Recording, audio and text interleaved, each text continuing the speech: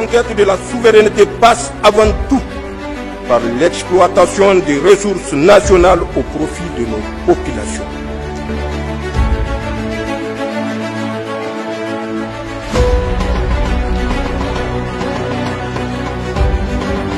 Dans un souci de clarté et d'efficacité dans la conduite de l'action gouvernementale, le président de la République, chef de l'État, le général d'armée Abdourahmane Tchani, a pris un important décret ce 28 octobre 2025.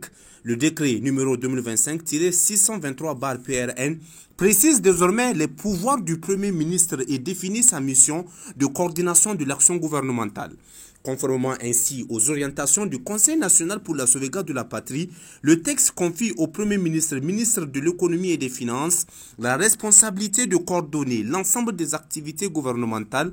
À ce titre, il dirige la préparation et la négociation des programmes économiques et financiers pluriannuels qu'il anime et supervise dans leur mise en œuvre.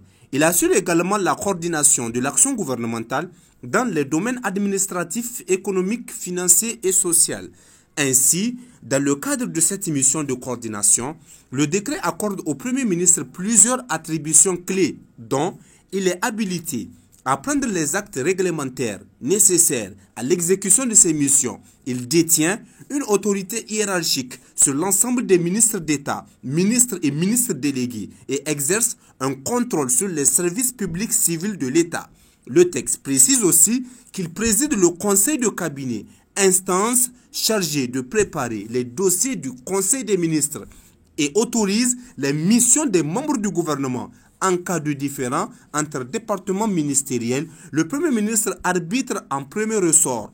Le décret rappelle enfin que le Premier ministre demeure l'intermédiaire entre les ministres et le président de la République. L'application du présent décret est confiée au Premier ministre lui-même et sa publication est prévue au journal officiel de la République du Niger. Ce décret marque une étape majeure dans la structuration du pouvoir exécutif sous la transition conduite par le Conseil national pour la sauvegarde de la patrie.